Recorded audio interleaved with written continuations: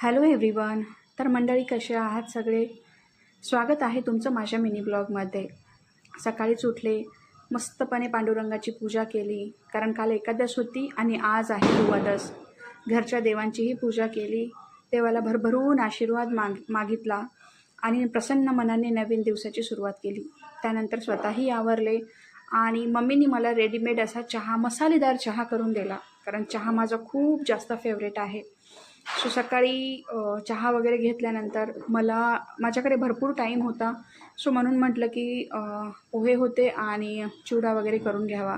So चिवडा करण्यासाठी इथे मका पोहे तळून घेतले, त्यानंतर मिरच्याही तेलामध्ये तळल्या आणि शेंगदाणेही तेलामध्येच तळून घेतले. बाय द वे, हा सिंपल असा मुरमुऱ्यांचा चिवडा आहे. तुमच्याकडे कशा पद्धतीने करतात नक्कीच कमेंट करून सांगा. बट चिवडा जितका जास्त सिंपल राहील ना, तितकीच खायला मजा.